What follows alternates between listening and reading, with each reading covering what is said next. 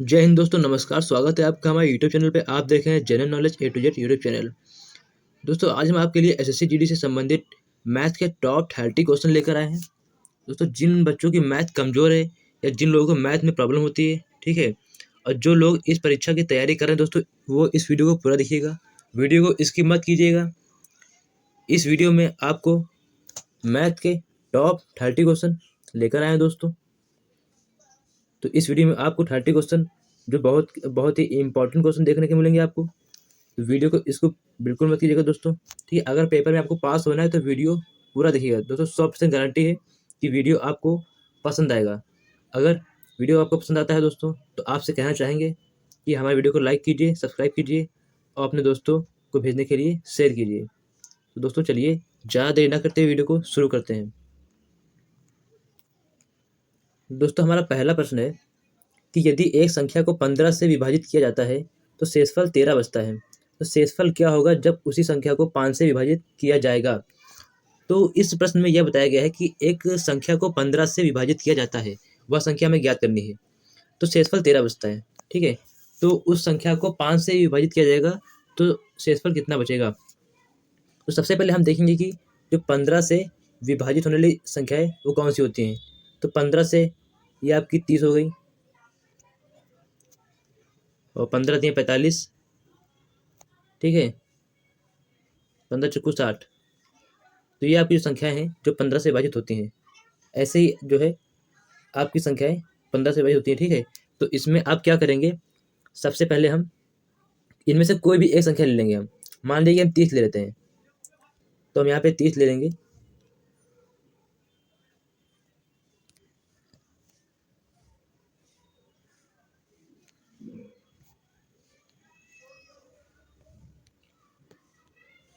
हम यहाँ पे 30 ले लेंगे। अब हम इसको 15 से विभाजित करेंगे तो कितना आएगा, 2 आएगा। अब इसमें यह बोला गया है कि जब हम 15 से विभाजित करते हैं तो शेषफल 13 बचता है। तो हम 30 में 15 जोड़ देंगे, सॉरी 30 में हम 13 जोड़ देंगे, शेषफल कितना बचता है हमारा, 13 बचता है। तो जब हम 30 में 13 जोड़ देंगे तो कितना हो जाएगा आपका, 43 हो जाएगा। आपका हो जाएगा 43। अब हम इसको 15 से विभाजित करते हैं तो आपका आंसर आता है, ये आपकी 2 से कट जाएगी। इसमें आपका जो है 15 दूना 30 हो जाएगा और आपका शेषफल बचेगा आपका 13। तो आपका जो शेषफल कितना बच रहा है, 13 बच रहा है। आप 15 से विभाजित होने वाली कोई भी संख्या ले सकते हैं, ठीक है। तो आपका 13 बच रहा है। फिर इसको इसमें क्या बताया गया कि उस संख्या को 5 से विभाजित किया जाए।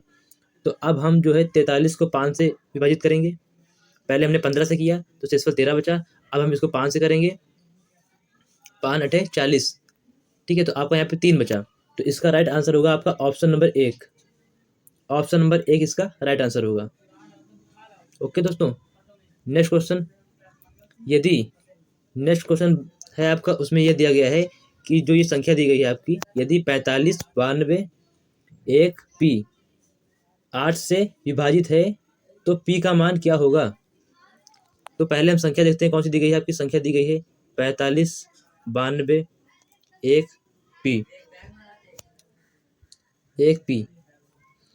अब ये संख्या 8 से विभाजित है तो पी का मान ज्ञात करना है। तो सिंपल सा हम इसको 8 से विभाजित कर देंगे दोस्तों।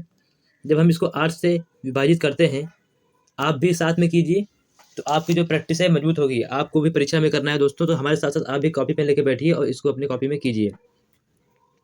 तो आप इसको जब 8 से भाज्य करेंगे तो यहाँ पे आएगा आपका 8 × 45।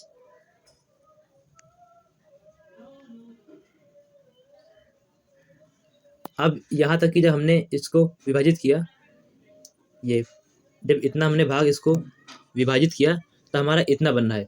अब यहाँ पे लिखा है 1, ठीक है। तो हम जब 8 से इसको विभाजित करेंगे तो 8 दूनी होता है 16, ठीक है। 8 दूनी होता है 16। तो 16 में आपका जो है दहाई का अंक होता है 1। तो यहाँ पे आपका हो जाएगा 6, पी की जगह हो जाएगा आपका 6। जब आपका यहाँ पे 6 होगा तभी जो ये है 16 8 से विभाजित हो पाएगा। तो 8 दूनी 16। तो हमने इस संख्या को 8 से भाज्य कर दिया है, इसका मान आया है 6। तो इसका राइट आंसर होगा ऑप्शन 4, ऑप्शन 4 इसका राइट आंसर है दोस्तों जिन लोगों को आंसर पहले से पता है, जिन लोगों को ये क्वेश्चन पहले से आते हैं, तो वो दोस्तों कमेंट में जरूर बताइएगा। और अगर वीडियो पसंद आई तो दोस्तों वीडियो को लाइक कर दीजिए और सब्सक्राइब कर दीजिए, अपने दोस्तों में उनको भी शेयर कर दीजिए दोस्तों, ठीक है। तथा बेल आइकन, जो नीचे बेल आइकन दिया है, नीचे यहाँ पे बेल आइकन दिया होगा, उसको भी आप ऑन कर लीजिएगा। चलिए अपना नेक्स्ट क्वेश्चन देखते हैं। हमारा नेक्स्ट क्वेश्चन है कि वह छोटी से छोटी संख्या ज्ञात करें जिसे 8 से तथा 9 से विभाजित करने पर शेषफल 4 बचता है। अब इसमें दोस्तों ये बताया गया है कि वह छोटी से छोटी संख्या ज्ञात करनी है जिसे 8 तथा 9 से भाज्य करने पर शेषफल 4 बचता है। तो सबसे पहले हम क्या करेंगे इसमें, सबसे पहले हम 8 और 9 का लासा निकालेंगे दोस्तों। तो 8 और जब 9 का लासा निकालेंगे, ठीक है, तो हाँ इसमें 8 और 9 का लासा निकालेंगे तो इसमें जो आएगा उसमें हम 4 जोड़ देंगे। पहले इसका लासा निकालते हैं, तो हम जो है इसको 8 और 9 से गुणा कर देंगे, तो यहाँ पे आपका आ जाएगा 72। अब शेषफल 4 बचता है। तो ये जो 72 है दोस्तों, ये जो आपकी संख्या प्राप्त हुई है 72, इसको हम 8 से भी काट सकते हैं और 9 से भी विभाजित कर सकते हैं। ओके फ्रेंड्स, अब 8 और 9 से इसको विभाजित करेंगे तो ये आसानी से कट जाएगी। अब शेषफल 4 आता है तो हम क्या करेंगे, इसमें 4 जोड़ देंगे, अब ये हो जाएगा आपका 76। अब हम 8 और 9 से 76 को विभाजित करेंगे तो आपका शेषफल 4 बचेगा, जो कि इसका राइट आंसर है। ओके, तो ये आपका 76 हो गया, इसका ऑप्शन नंबर 2 इसका सही है। तो इसका राइट आंसर है आपका ऑप्शन नंबर 2। चलिए अगला प्रश्न देखते हैं। अगला प्रश्न है कि 1 से 200 तक की 2 तथा 9 दोनों के कितने गुणांक हैं। इसमें बताया गया कि 1 से 200 तक की जो संख्याएं होती हैं उसमें 2 तथा 9 से विभाजित होने वाली कितनी संख्याएं हैं जो 2 और 9 दोनों से हो जाए। 1 से नहीं, 2 और 9 दोनों से हो जाए, ठीक है। दोनों के कितने गुणांक हैं, तो यहाँ पे इसको हम निकालने के लिए सबसे पहले क्या करेंगे हम, देखिए यहाँ पे 2 है एक सम संख्या और 9 है एक विषम संख्या, तो दोनों से होनी है, तो मतलब ये 2 सम है, तो आप किसी भी संख्या को 2 से गुणा करेंगे तो वो हमेशा सम ही आएगी, विषम नहीं आएगी। लेकिन जब आप 9 को किसी संख्या से गुणा करेंगे, जैसे मान लेते हैं कि 9 गुणे 2 करते हैं, तो यहाँ पे आपका 18 प्राप्त होता है। तो 18 एक सम संख्या है, तो 9 के गुणे में कोई भी संख्या करेंगे तो वो सम संख्या प्राप्त हो सकती है। लेकिन 2 के गुणे में अगर हम मान लीजिए 3 से गुणा करते हैं तभी आपका 6 होगा, तो इसमें भी सम संख्या प्राप्त हो रही है। तो हम सबसे पहले क्या करेंगे, सबसे पहले हम 9 का जो है गुणज निकालेंगे। 9 दूनी कितना होता है, 18 होता है। तो दोस्तों 18 जो है वो 2 से भी, 2 के भाड़े में भी आता है, 2 9 18, और 9 के गुणे में भी आता है, 9 दूना 18, ठीक है। तो दोस्तों फिर हम क्या करेंगे, इसमें आपका 18 हुआ, यह आपका 18 प्राप्त हो गया। अब वैसे ही आपका 36 होगा, फिर आपका 18 36 54, तो ये आपकी जो संख्या है ये 2 और 9 दोनों से विभाज्य हो जाएंगी। तो इस प्रकार एक श्रेणी बनती है, 18 और 36 करके एक श्रेणी बनती है। जो अंतिम अंक आएगा वो आएगा आपका 198 आएगा, जो 9 और 2 दोनों के गुणन में है। तो ये आपकी श्रेणी बन गई।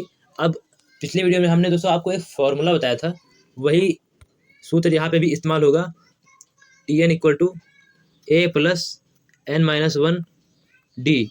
पिछली वीडियो में दोस्तों यहाँ पे Tn की जगह L था, तो यहाँ पे ये फॉर्मूला सेम होता है, L भी होता है यहाँ पे और Tn भी होता है। Tn मतलब जो है nवीं संख्या और L होता है आपका अंतिम संख्या, तो इन दोनों के फॉर्मूला सेम होते हैं।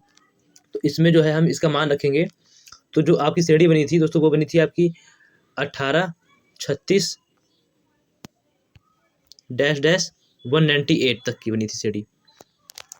अब यहाँ पे हम क्या करेंगे दोस्तों, यहाँ पे आपको क्या निकालना है, यहाँ पे आपको n निकालना है। तो यहाँ पे Tn आपका दिया हुआ है 198 या L कहिए Tn कहिए, बात दोनों एक ही है दोस्तों। तो यहाँ पे आपका Tn दिया हुआ है 198 और यहाँ पे A दिया हुआ है आपका 18 और जो है यहाँ पे इनके मान इसमें रखते हैं, फिर देखते हैं क्या आता है।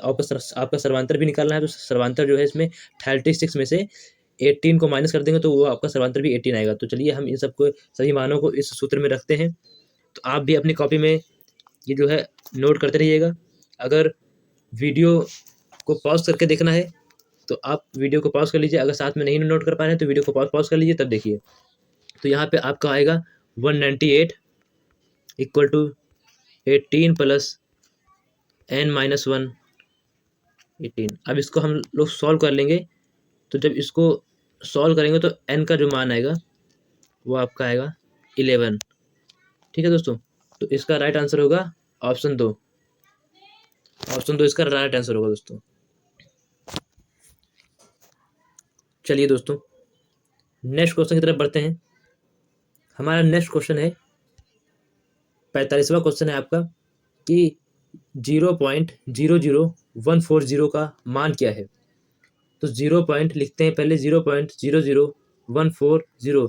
दोस्तों ये सभी जो क्वेश्चन आपको हम बता रहे हैं ये बहुत ही इंपॉर्टेंट क्वेश्चन है, ये परीक्षा में आपके हमेशा ही आते हैं दोस्तों। तो इस टाइप के क्वेश्चन आपके परीक्षा में हूबहू तो नहीं आते हैं, लेकिन यहाँ पे कुछ मान आपके चेंज कर दिए जाते हैं। हूबहू तो दोस्तों कोई भी नहीं बता सकता है आपको, लेकिन जो ये इस तरीके के क्वेश्चन आपके परीक्षा में हमेशा पूछे जाते हैं। तो अगर ये आप वीडियो पूरा देख लेंगे बिना स्किप किए तो आपके लिए बहुत ही हेल्पफुल होगा।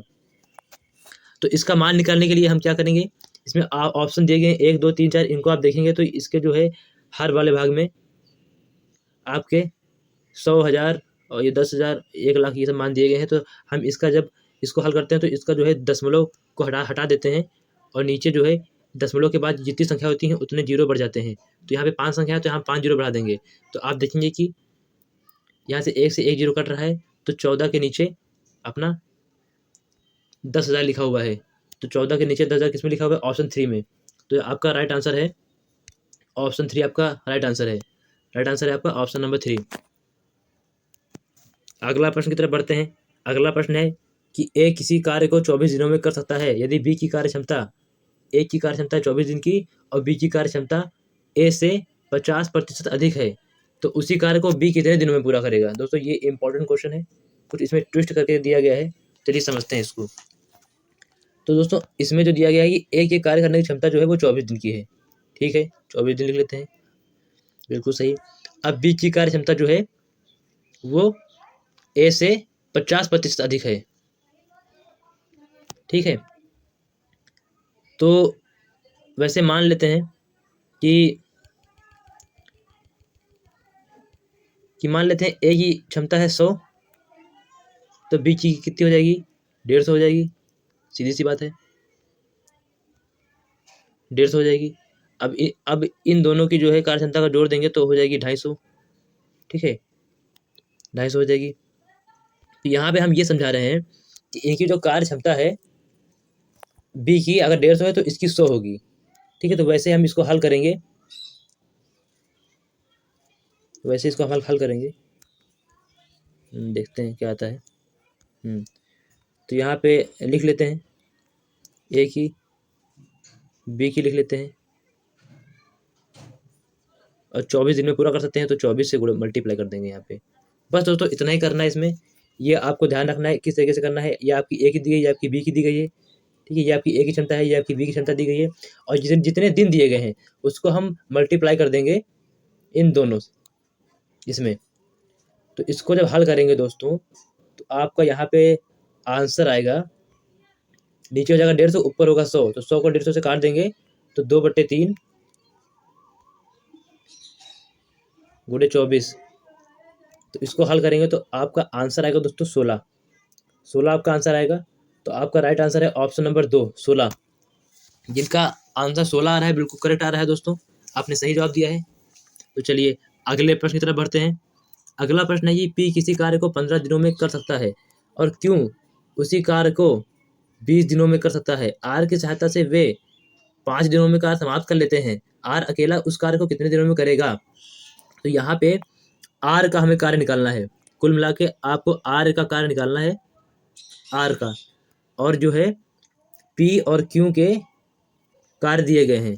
पी के दिए गए हैं, पी और क्यू के, और जो है पी क्यू और आर तीनों के दिए गए हैं। क्योंकि आर की सहायता से 5 दिनों में कार्य समाप्त कर लेते हैं, तो पी और क्यू और आर ये तीनों मिलकर 5 दिनों में कार्य समाप्त कर लेते हैं। तो आपका इसमें पी और क्यू और आर की सहायता से नहीं दिया गया है, इसमें खाली ये लिखा है कि आर की सहायता से वे 5 दिनों में कार्य समाप्त कर लेते हैं। तो ये समझने वाली दोस्तों बात है कि परीक्षा में आप किस तरीके से समझते हैं। वो आर की सहायता से मतलब है कि पी और क्यू और आर तीनों मिल करके जो कार्य को करते हैं वो 5 दिनों में करते हैं। तो P plus Q plus R जो है ये तीनों 5 दिनों में कार्य करते हैं, समाप्त कर लेते हैं। तो आर जो है अकेला उसी कार्य को कितने दिनों में करेगा। तो जो है पहले हम इन तीनों के एक दिन के कार्य निकाल लेते हैं। तो इन दोनों का एक दिन का कार्य होगा 1/5। अब इसमें से पी और क्यू के कार्य को माइनस कर देंगे। इन तीनों के कार्यों में से पी के कार्य को, पी का है 1/15 और क्यू का कार्य है 1/20। अब इन दोनों को जब माइनस कर देंगे तो आपका इसको हल करेंगे तो आपका जो आंसर आएगा दोस्तों, हम ज़्यादा लंबा नहीं करेंगे, हम अपनी कॉपी में हल कर रहे हैं, आप भी हल कीजिए। इसको आप हल कर लीजिए, इसको नोट कर लीजिए, इसको हल कर लीजिए।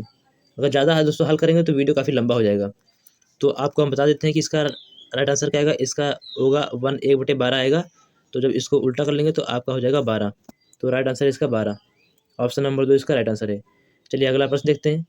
ये आपने नोट कर लिया दोस्तों। जो अगला प्रश्न देखते हैं। चलिए अगला प्रश्न है कि एक समचतुर्भुज के दो विकर्णों की लंबाई जो है 10 सेंटीमीटर 24 सेंटीमीटर दी गई है। तो समचतुर्भुज के दो विकर्ण दिए गए हैं तो इसका क्षेत्रफल निकालना है। तो इसका दोस्तों बहुत ही सिंपल सा एक फॉर्मूला होता है, सूत्र होता है। उसी से हम इसका जो अगर दोनों विकर्ण दिए गए हैं तो हम समचतुर्भुज का क्षेत्रफल निकाल सकते हैं। तो इसका फार्मूला ये होता है कि समचतुर्भुज का क्षेत्रफल बराबर होता है हाफ गुणे दोनों विकर्णों का गुणनफल। ठीक है, विकर्णों का गुणनफल दोनों विकर्णों का। तो इसको हम देखते हैं। तो इसमें पहला दिया गया है 10, दूसरा दिया गया है 24। तो हम इसको काट देंगे, ये 12 हो गया और 12 धाम 120। तो राइट आंसर है आपका ऑप्शन नंबर 3। ऑप्शन नंबर 3 आपका राइट आंसर है दोस्तों। चलिए अगला प्रश्न देखते हैं। दोस्तों अगला प्रश्न हमारा है कि एक वस्तु का अंकित मूल्य इसकी लागत मूल्य से 2 गुना है। वस्तु का अंकित मूल्य जो है उसकी लागत से 2 गुना है। तो मान लेते हैं कि दोस्तों आप प्रश्न पहले पूरा पढ़ लीजिए। 2 गुना है तो 50% लाभ प्राप्त करने के लिए छूट प्रतिशत क्या होगी। तो इसकी जो है वस्तु का अंकित मूल्य जो है इसकी लागत मूल्य से 2 गुना है। तो मान लेते हैं इसकी लागत मूल्य दोस्तों, लागत मूल्य मान लिया 100 रुपये है। और तो इसका अंकित मूल्य कितना हो गया, वस्तु का अंकित मूल्य इसकी लागत मूल्य से 2 गुना है। तो अंकित मूल्य कितना हो गया दोस्तों, 200 रुपये हो गया। ओके दोस्तों, तो इसकी लागत मूल्य 100 रुपये है और जो अंकित मूल्य 200 रुपये हो गया। अगर 50% लाभ प्राप्त करने के लिए छूट प्रतिशत क्या होगी। तो उसे दोस्तों 50% अगर लाभ प्राप्त करना है अंकित मूल्य पर, अगर उसे 50% लाभ प्राप्त करना है दोस्तों अंकित मूल्य पर, तो छूट प्रतिशत क्या होगी। तो हम जानते हैं कि इसकी लागत कितनी है, 100 रुपये है, लागत 100 रुपये है। अब 100 रुपये लागत है तो उसे 50% लाभ प्राप्त करना है। तो मान लीजिए कि जैसे 100 रुपये है तो उसका जो है 50% हो गया 50 रुपये। तो उसको 50 रुपये का लाभ प्राप्त करना है। 100 रुपये उसकी लागत मूल्य है तो उसका जो है मुनाफा उसको 50% कमाना है। तो 100 का 50% हो गया 50 रुपये। तो 50 रुपये उसको प्राप्त करना है दोस्तों लाभ कमा करके। ठीक है, तो 50 रुपये अगर उसको प्राप्त करना है लाभ कमा करके, तो उसको 200 रुपये में कितनी छूट देनी चाहिए। तो 200 रुपये में आप कितनी छूट देंगे, 200 रुपये में आप 50 रुपये छोड़ देंगे तो आपके जो है 150 बन जाएंगे। तो उसका जो है 100 रुपये लागत थी और 50 रुपये उसने कमा लिया ऊपर से। ठीक है, तो उसने आपने छूट कितनी दी, 50% छूट दी, 50 रुपये छूट दी। तो 50 रुपये जो आपने छोड़ दिए तो ये आपका इसको प्रतिशत में बनता है आपका 25%। तो 200 का आपका जो है 50 जो है 200 का बनेगा आपका 25%। तो इसका राइट आंसर है ऑप्शन नंबर 1। अगला प्रश्न देखते हैं। एक वस्तु का अंकित मूल्य, दोस्तों अगर जिसको समझ में ना आया है वो कमेंट करे, हम कमेंट में इसको दोबारा से बता देंगे। दोस्तों एक वस्तु का अंकित मूल्य जो है 1840 रुपये है तथा उसे 368 रुपये की छूट पर बेचा जाता है। तो छूट का प्रतिशत क्या है।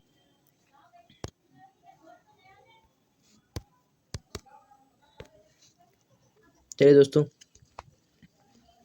हम मान लेते हैं कि छूट का प्रतिशत जो है X% है। तो हमें जो है वस्तु का अंकित मूल्य 1840 रुपये है, उसे 368 रुपये की छूट पर बेचा जाता है। तो छूट का प्रतिशत क्या है। तो हमें जो है 1840 रुपये का 1840 का जो है x% जो है वो कितना है आपका 368। तो इसको हम हल कर लेंगे दोस्तों। तो x गुणे 1840 बटे 100 बराबर आपका 368 है। आप इसको हल करेंगे दोस्तों तो इसका जो x का आंसर आएगा वो आपका आएगा 20। तो ये आपका हो जाएगा 20%। इसको आप हल कर लीजिएगा दोस्तों। ये x लिखा है आपका, x गुणे 1840 बटे 100 बराबर 368 दिया गया है। तो इसको जो हल करेंगे तो x का आप मान निकालेंगे तो आपका 20 आएगा। तो जो छूट का प्रतिशत है वो 20 होगा। चलिए अगला प्रश्न देखते हैं दोस्तों। अगला प्रश्न है कि यदि a अनुपात b दिया है 4:5 तथा a अनुपात c दिया है आपका 2:3, तो a प्लस b अनुपात b प्लस c क्या होगा। तो पहले हम इनको बैलेंस कर लेते हैं। a अनुपात b दिया है आपका 4:5 और a अनुपात c दिया है आपका 2:3। ओके दोस्तों, तो यहाँ पे पहले हम इसमें जो दिया है आपका 2 दिया है, यहाँ पे 4 दिया है, तो इसको पहले हम बैलेंस कर लेंगे। तो इसमें हम 2 से गुणा कर देंगे दोस्तों। तो यह आपका हो जाएगा 4:6। ये वाला जो आपका हो जाएगा a अनुपात c जो है आपका 4:6 हो जाएगा। अब यहाँ पे a 4 है, यहाँ पर भी a 4 है। और आपका b कितना दिया है 5 और c दिया है 6। ये आपका a हो गया 4, ये आपका b हो गया, ये आपका a हो गया, ये आपका c हो गया। तो यहाँ पे a प्लस b निकलना है। तो a प्लस b, तो ये आपका 4 + 5 कितना हो गया आपका 4 + 5 आपका हो गया 9। यहाँ पे आपका हो गया a प्लस c, 6 + 4 हो गया आपका 10। तो 9 यहाँ पे a प्लस c दिया है दोस्तों, a प्लस c दिया है आपका। ठीक है, तो यहाँ पे जो आपका राइट आंसर होगा दोस्तों, आपको निकालना है b plus c। a plus b आपका 9 हो गया और b प्लस c क्या होगा आपका, b और प्लस c होगा 6, 5, 11। तो इसका राइट आंसर होगा ऑप्शन नंबर 1। ऑप्शन नंबर 1 इसका राइट आंसर होगा। अगला प्रश्न देखते हैं। यदि a बटे 2 बराबर b बटे 3 बराबर c बटे 5 दिया गया तो a अनुपात b अनुपात c निकालना है। दोस्तों जब a बटे 2 ये सब बराबर दिए गए हैं, ये सब बराबर हैं, ठीक है, तो हम तो जब इनके दोस्तों अंश बराबर हैं तो ये हर भी बराबर होंगे दोस्तों। ठीक है, तो इसका राइट आंसर होगा ऑप्शन नंबर 1। बिल्कुल सिंपल है, 2:3:5 राइट आंसर है इसका ऑप्शन नंबर 1। अगला प्रश्न देखते हैं। 22 संख्याओं का औसत जो है 19 है। यदि 2 संख्याएं 23 तथा 11 को हटा दिया जाए तो शेष संख्याओं का औसत क्या होगा। चलिए तो दोस्तों इस पीरियड में इसको सॉल्व करते हैं। पहले यहाँ पे दिया गया है 22 संख्याओं का औसत 19 है। तो 22 संख्याओं का योगफल कितना होगा 22 × 19। उनका औसत 19 दिया है तो 22 संख्याओं का औसत कितना होगा 22 × 19। 22 × 19 कितना आएगा दोस्तों, जितना आएगा ये आप लिख लीजिए। ठीक है, फिर उसको निकाल लीजिए आप। यदि 2 संख्याएं 23 तथा 11 को हटा दिया जाता है तो हम इसमें से 22 तथा संख्याओं का औसत 22 संख्याओं का औसत 19 है, तो इनका योगफल इतना हो गया। अब इनमें से हम 23 और 11 को हटा देंगे। 23 + 11 कितना हो गया आपका 33 हो गया। तो इसमें से हम 33 हटा देंगे। अरे दोस्तों हम 23 + 11 लिखते हैं, 23 - 11। 23 को और 11 को माइनस कर देंगे इस योगफल में से। ठीक है, तो 23 और 11 को जब माइनस कर देंगे, देखते हैं कितना आता है।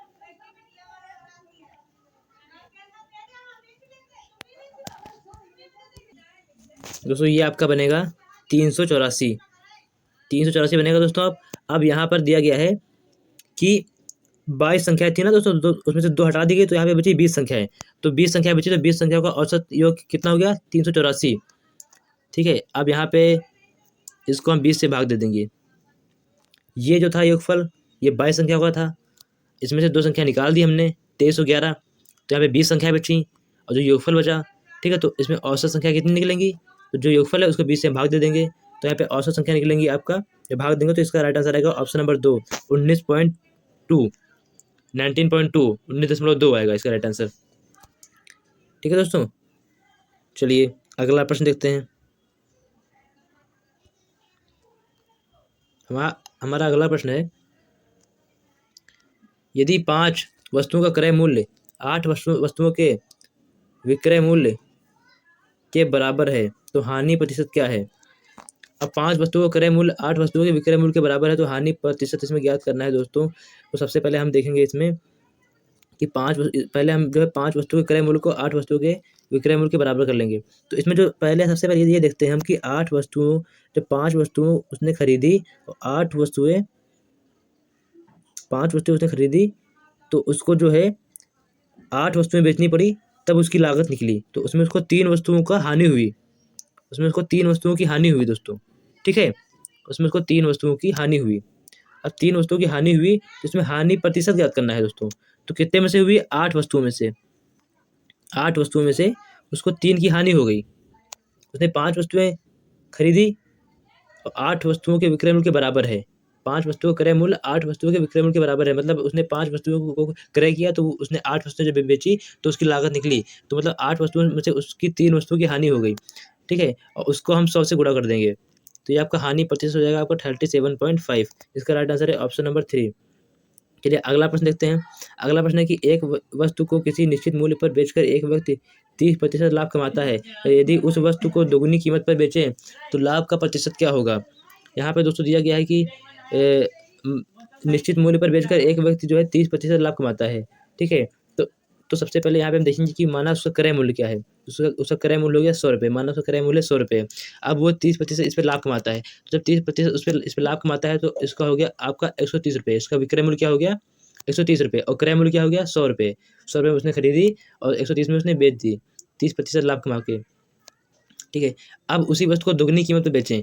अब ये जो आपको इसने 130 रुपये में बेची, अब इसको दुगने में बेचते हैं, तो दुगना कितना हो गया आपका? 260 रुपये। अब इसको दुगने में बेचेंगे तो लाभ क्या होगा? तो दोगुना में जब बेचेंगे तो ये दोगुना हो जाएगा आपका 260। तो इसमें से हम क्रय मूल्य क्या था? 100 रुपये। 100 रुपये हमने खरीदी थी ना। सबसे पहले हम दोबारा समझते हैं इसको। क्रय मूल्य आपका 100 रुपये है, ये दिया गया आपका। उसने 30% लाभ कमाया, ये कितना हो गया आपका? 130 हो गया। अब इसको दोगुना कर दिया, 260 हो गया। उसमें से इसको लाभ बताना है, तो जो है क्रय मूल्य माइनस कर देंगे, तो आपका हो गया 160 रुपये। तो राइट इसका आंसर है ऑप्शन नंबर 1। इसका ऑप्शन नंबर 1 इसका राइट आंसर है। अगला प्रश्न दोस्तों देखते हैं। किसी वस्तु के मूल्य में 20% की कमी आ जाती है तो पहले के मूल्य को बनाए रखने के लिए नए मूल्य को कितना बढ़ाना होगा? इसमें दोस्तों ये बताया गया है कि मान लेते हैं कि जैसे कोई वस्तु है, ठीक है। कोई वस्तु है तो उसमें जो है 20% की कमी आ जाती है। 20% की कमी आ जाती है वस्तु के मूल्य में। माना था वस्तु का मूल्य है 100, उसके में 20 की कमी आ गई, ठीक। तो पहले के मूल्य को बनाए रखने के लिए नए मूल्य को कितना प्रतिशत बढ़ाना होगा? जो कमी आई है उसको हम भाग दे देंगे, तो यहाँ पे आएगा 20/80। समझे दोस्तों? और इसका प्रतिशत निकालने के लिए 100 से गुणा कर देंगे। यहाँ पे 20% की जो कमी आई है, ये आपका हो गया 20% कमी आई है ना। तो कमी जो आई है, तो वस्तु के मूल्य में कमी आई है, तो कमी को हम कैसे निकालेंगे दोस्तों? माना 100 रुपये की वस्तु थी, तो उसमें जब 20 की कमी आ गई तो इसको हम निकाल लिया पहले कमी को। अब प्रतिशत निकालने के लिए 100 से गुणा कर दिया, तो इसका आ जाएगा आपका 25 आएगा। राइट आंसर आपका है ऑप्शन नंबर 2, 25। सॉरी इसका राइट आंसर, हाँ इसका राइट आंसर है ऑप्शन नंबर 2, 25। जी बिल्कुल सही उत्तर है इसका, सही है। वो काटने में गलती थी, हाँ 0 से 0 हो गया। और ठीक है दोस्तों। चलिए अगला प्रश्न देखते हैं। यदि 20 से 25% कम अंक प्राप्त हुए हैं, यदि 20 से 25% अंक प्राप्त हुए तो ए के अंक बी के अंकों से कितने प्रतिशत अधिक हैं?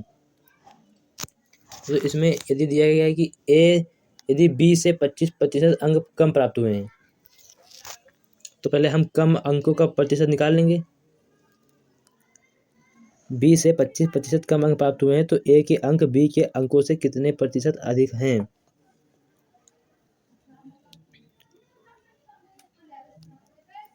यहाँ पे लिखा है बी के, यहाँ बी के होगा। बी के जो है 25% कम अंक प्राप्त हुए हैं ए से, तो बी के अंकों से कितने प्रतिशत ए के अंक अधिक होंगे? ठीक है, तो इसको हम निकालने के लिए दोस्तों क्या करेंगे? 25% है ना, तो 25 लिख लेंगे। और कितने टोटल कितने होते हैं? 100 में से 25 घटा देंगे। यह आपका क्या हो गया? 25% कम अंक प्राप्त हुए हैं ना, तो ये आपके 25% हैं अंक। ये आपके 100 में से ये जो बी है ये ए के हो गए आपके, ये आपके हो गए ए के। 100 में से 25, 100 ए के अंक बी के अंकों से कितने प्रतिशत अधिक हैं? तो इसको दोस्तों हम ये आपका निकाल लिया। अब इसको हम 100 से गुणा कर देंगे। ये आपका 25 हो गया। ये आपका कितने 25 कम है? 25 कम है, नीचे कर दिया 100 में से 25 कम है और 100 से गुणा कर दिया। तो इसका राइट आंसर आ जाएगा आपका ऑप्शन नंबर 4। चलिए अगला प्रश्न देखते हैं। एक नाव की जो गति है धारा के अनुकूल तथा धारा के प्रतिकूल दिशा में क्रमशः 12 किलोमीटर घंटा तथा 6 किलोमीटर घंटा है। शांत जल में नाव की गति क्या होगी? दोस्तों ये वाला प्रश्न देख लेते हैं एक बार। शांत जल में जो एक नाव की जो गति है धारा के अनुकूल तथा धारा के प्रतिकूल दिशा में 12 तथा 6 किलोमीटर प्रति घंटा है। शांत जल में नाव की गति क्या होगी? तो इसका एक सूत्र होता है दोस्तों, अनुकूल चाल कितनी है आपकी? 12, अनुकूल प्लस प्रतिकूल भागे 2, तो ये आपका आ जाएगा 9 किलोमीटर प्रति घंटा। ठीक है, तो इसका राइट आंसर है ऑप्शन नंबर 3। अगला प्रश्न देखते हैं। एक व्यक्ति जो है बिंदु ए से बी जाता है, ए से बी जाता है, ठीक है भैया, जाता है, तब वापस आ जाता है, ठीक है, वापस भी आ गया। पूरी यात्रा के लिए उसकी औसत गति 65 किलोमीटर है। पूरी यात्रा के लिए औसत गति जो है वो 65 किलोमीटर है प्रति घंटा है। अब बी से आने में उसकी गति 40 है, ठीक, आने में 40 है। तो ए से बी तक जाने में उस व्यक्ति को कितना समय लगा? बी से ए से बी तक उसको जाने में कितना समय लगा? दोस्तों इसका आंसर हम ऐसे निकालेंगे, ये इसका आंसर दोस्तों हम ऐसे निकालेंगे। सबसे पहले मान लेते हैं कि ए से बी तक जाने की जो गति है वो x किलोमीटर है। यहाँ पे औसत दी गई है ना गति, तो यहाँ पे हम नॉर्मल गति मान लेते हैं x किलोमीटर प्रति घंटा ए से बी तक जाने में, ए से बी तक जाने में x किलोमीटर प्रति घंटा। अब यहाँ पे औसत गति का जो औसत गति का निकालना है दोस्तों, तो हम इसका फार्मूला होता है, औसत गति का फार्मूला होता है बराबर औसत गति बराबर 2xy बटे x प्लस वाई। ठीक, अब यहाँ पे औसत गति हमें यहाँ पे जो है y दिया गया है, ठीक है, y आपका 40 दिया गया है, वापस आने की गति है 40, ठीक। तो इसको हम 2xy upon x plus Y, तो यहाँ पे आपका x का जो मान है वो निकालना है। यहाँ पे आपका y है 40, ठीक है, वो आने की गति है, क्योंकि वो आने की गति कम है दोस्तों, ठीक है, आने की गति कम है, तो ये हो गई आपकी, ये आपके 65 के बराबर हो जाएगी। ये हो गया आपकी जाने की गति और ये हो गया आपकी आने की गति। यहाँ पे x का मान रखेंगे दोस्तों, 65 बराबर 2 गुणे x गुणे 40 x प्लस 40।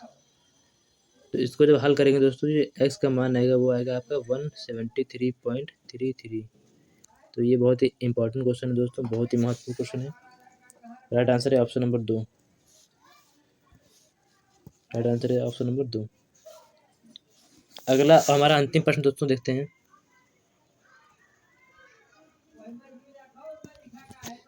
वहाँ ये है कि साधारण मूलधन चक्रवृद्धि ब्याज और साधारण ब्याज की योजना में निवेश किया जाता है। समान मूलधन चक्रवृद्धि ब्याज और साधारण ब्याज की योजना में निवेश किया जाता है। चक्रवृद्धि ब्याज और साधारण ब्याज योजना में दूसरे वर्ष का ब्याज क्रमशः 660 रुपये 600 रुपये ब्याज प्राप्त होता है। यदि ब्याज दर 10% है तो मूलधन क्या होगा? दोस्तों मूलधन का एक फार्मूला होता है, मूलधन बराबर ब्याज में अंतर गुणे 100 बटे दर स्क्वायर। तो मूलधन बराबर क्या हो गया आपका? ब्याज में अंतर। तो ब्याज में अंतर क्या है दोस्तों? पहले आपका ब्याज है 660 रुपये और दूसरा है आपका 600 रुपये, ठीक। मूलधन बराबर हो गया आपका ब्याज में अंतर, तो ब्याज में अंतर क्या हो गया आपका? 60, सीधा लिखते हैं 60 रुपये। ये 660 ये 600 माइनस कर देंगे तो आपका हो जाएगा ये 60। ये अंतर हो गया आपका गुणे 100 बटे दर। दर क्या है आपकी? दर है आपका 10 इसका स्क्वायर कर देंगे। अब जब इसको हल करेंगे दोस्तों तो आपका आएगा 6000 रुपये। राइट आंसर इसका ऑप्शन नंबर 2। चलिए दोस्तों, इसी तरह आपसे विदा लेते हैं दोस्तों। ऐसे हमारी वीडियो को देखने के लिए प्लीज़ ऐसे वीडियो देखने के लिए प्लीज़ लाइक करें, सब्सक्राइब करें और दोस्तों शेयर करें, अपने दोस्तों में शेयर करें। तब तक के लिए दोस्तों, जय हिंद, जय भारत।